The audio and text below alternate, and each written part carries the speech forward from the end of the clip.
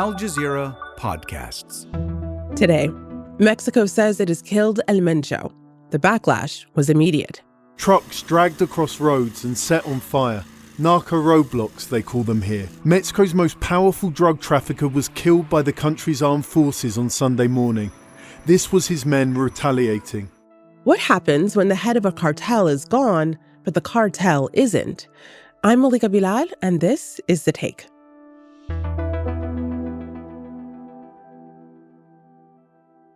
Hey everyone, as you're watching today's show, leave us a note in the comments letting us know what you think about this news out of Mexico and what might happen next. If you're listening on a podcast app, we want to hear from you too.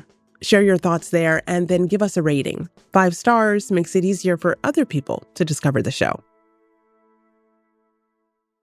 My name is Andalusia K. Soloff. I am a freelance journalist, filmmaker, and author of graphic novels in Morelos, Mexico, just right outside Mexico City, and report largely on security issues, gender violence, and migration. Andalusia, it is a pleasure to have you here. Welcome to The Take. You were biking through a town in the state of Morelos on Sunday when Mexican government forces launched this operation. It was a Mexico Special Forces operation. They descended on the holiday town of Tapalpa, gravely wounding El Mencho. The army says they airlifted him to hospital, but he died en route, leaving the Mexican government triumphant. So take me there to where you were, which is one of the places that retaliation was felt. Tell me about what happened. Sure. So I am a long-distance cyclist. We as journalists, it's always good to have something that helps with our mental health and not always cover violence at all times. So it was a Sunday. I was riding my bike through the mountains of Morelos. I was completely disconnected, but then did stop in the town of Yecapixtla and got an alert that El Mencho had been killed.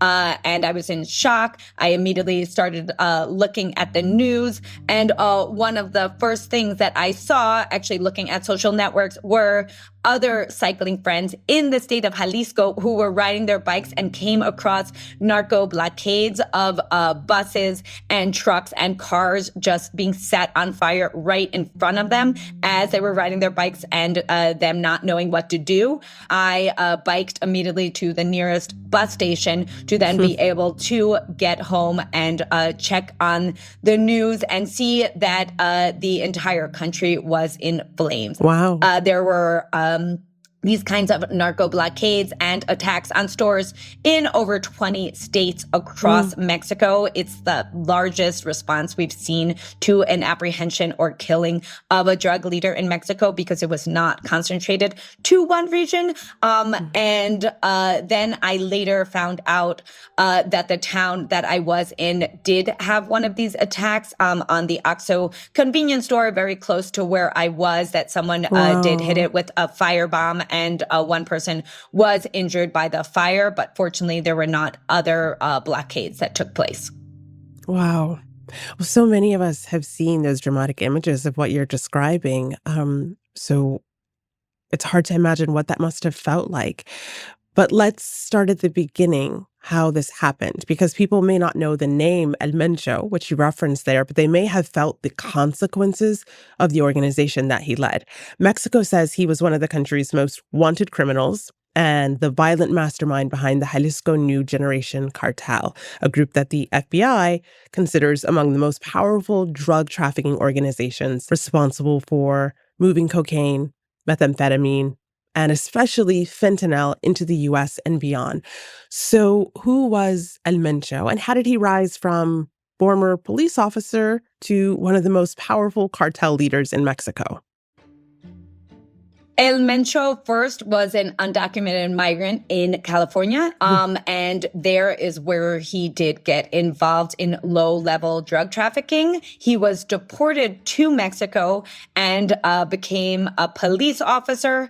And often people say, how did he go from being a police officer to being this leader of a criminal organization? And I think it's important to mention that here in Mexico, crime can prevail because because often law enforcement is involved. So that is a very normal trajectory to go from a police officer to a criminal leader. But he was part of a cartel known as the Millennial Cartel. And when there was this division in 2010, he went on to form the Jalisco New Generation Cartel.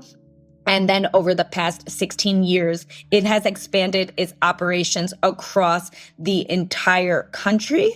And I think it's very important to talk about that it's not just a drug trafficking organization. They also were very involved in illegal fuel theft, in real estate scams. There was just the breakup of an enormous scam in the Jalisco area and right north in Nayarit of U.S. and Canadian retirees that had bought into timeshares that were a multi-million-dollar scam led by the Jalisco New Generation Cartel. They're also involved in the exploitation of natural resources, leading to, including the murder of land defenders in Michoacan and Jalisco and other parts of the country, involved in trafficking of migrants and money laundering. And the list just goes on, and also responsible for thousands of disappearances of largely young men, but also people of all ages in the Jalisco area and all across Mexico, where their families don't know if their loved ones are alive or dead. Oh, wow. So you're describing the many pots that this organization had its tentacles in. How were they able to get so powerful under his leadership? Through sheer violence and taking over what is called in Mexico our plazas, which is an area that is controlled by a criminal organization. Basically, I think he was in some way a criminal genius that was able to mastermind all of these operations and all of this collusion with Mexican politicians, with Mexican law enforcement, and continually hiding out so that they were never able to apprehend him, or perhaps sometimes did not want to apprehend him. That also brings us to what is all the information we will never know, because he is dead. He is not going to be on trial. He was killed during this operation. And I was just listening to an interview by a brilliant journalist, Yon Grillo, who is an expert on drug trafficking and narco culture in Mexico and the world. And he said that he is sure it was not an accident, that the operation was to kill him. And it's unclear from what he died from, because he died supposedly as he was being transported to Mexico City in their airplane, along with two other high-ranking members of the cartel. And the question is, why was he killed? Is it because the Mexican government feared what he could say in trial about all the bribes, all the extortion, and all the close relationships he had with Mexican politicians that allowed him to have so much power and inflict such brutal violence on the country? What do the people think? Some people even think that it's not even him. I mean, there's such little trust, I think, in the government, which at the same time, people are largely happy with President Claudia Sheinbaum's administration and think she has been doing a good job. But at the same time, pictures up until this moment that we are speaking have not come out of his body, where in previous incidents like this, they did release pictures, and they did say there was confirmation that it was his DNA. But there is a question of, is it him? Did the United States whisk him away? Maybe he was never killed? I mean, and that just shows the deep mistrust that the Mexican population has in their government, and especially with these kind of security operations. And also, I don't think the main concern, whether it is him or not, I personally do believe that it was him who was killed. The issue is that you can take out the kingpin in this strategy that's actually called kingpin strategy, which has been pushed forth by the United States. But the cartel is so strong that it doesn't mean that the drug trafficking will not continue. It doesn't mean that the money laundering will stop or the violence inflicted on the general population. And there is actually concern that there may be even more violence as different warring factions of the same cartel could be vying for power and who will be the next leader. I don't think there is anyone that in Mexico that thinks by killing him, then the Jalisco New Generation Cartel will stop being a problem for the Mexican population. I'll have more with Andalusia after the break. So, Andalusia, in a press conference on Monday, Mexico's defense minister shared details about how it all unfolded and how the government located El Mencho in the first place through a romantic partner. Through military intelligence work, we located a trusted person of one of El Mencho's romantic partners, who transported her to a facility in the town of Tapalpa, Jalisco. At that location, she met with El Mencho, and on February 21st, she left the property, and we obtained information that El Mencho remained at that location.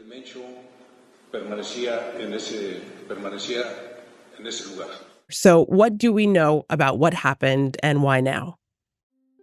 Yes, that is actually a very common strategy. It happened with El Chapo, and it has happened with other leaders that they usually try to go through the romantic partners to locate them. And what we do know is that U.S. intelligence was involved, was used for this operation. The Mexican government has been very insistent on that this was not a U.S. operation because the Mexican population does not want to believe that the U.S. controls Mexican security affairs, even though that is the case. And since earlier this year, when Trump attacked Venezuela and abducted the president and brought him to New York, there was immediate fear. Could Mexico be attacked by the United States? And the president has repeatedly said, no, we will do everything to defend our sovereignty. And I think this is the way that we have seen the collaboration between the United States and Mexico. And I think all experts, and myself included, do believe that it was really the pressure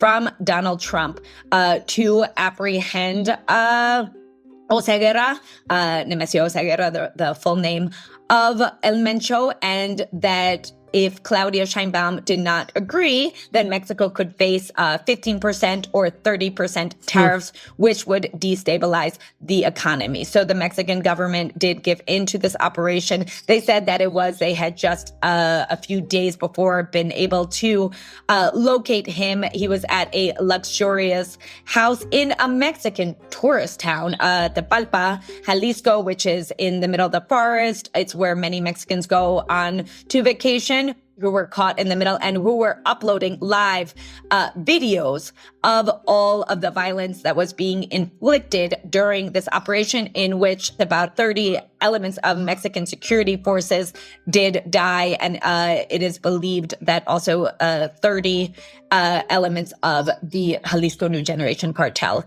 also died during the operation. Wow. Well, you mentioned the president there. So by Monday morning, President Claudia Sheinbaum indicated that Mexico had largely returned to normal, saying that there is already more tranquility. Today, there is more calm, and there is government. There are armed forces. There is a security cabinet, and there is a lot of coordination. So you can rest assured that peace, security, and normality in the country are being safeguarded. But from where you are, and from what you're hearing from people who live in the 20 states where violence erupted, do things feel more tranquil? I'd say there is a tense calm. Where I am in a small town in Morelos, which the town I am in is generally a fairly safe town. But I do know, regardless, schools were canceled on Monday, and schools were canceled across the state. And the president and many governors have tried to say that things are totally normal. But if things are totally normal, why are schools canceled? Public transit has been canceled. And this is the reality that we are living in, where millions of Mexicans all across the country have to be prepared for these kind of narco blockades and what could happen as they are just trying to get home. Last night, we were on our way to Independence Square with my family, my mom and my siblings, and we heard explosions. We went back home to take shelter. There weren't any stores. There was nothing open. No food, nothing. Look, now we're scared. We only go out when it's necessary because people don't know whether to go out or what to do. And important also to mention, there was a prison break in Jalisco, Puerto Vallarta, where 23 prisoners were released. The Jalisco cartel is heavily militarized. They do operate largely as a paramilitary group and have enormous armored vehicles, and used one to open up the prison and let the prisoners out. And so at the press conference, Claudia Sheinbaum was asked about it and just said she would defer to her security cabinet, who would be giving a special conference about security issues.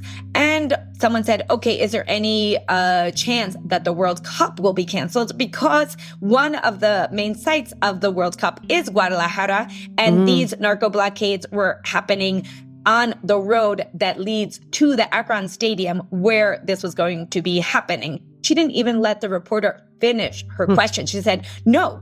Everything is fine.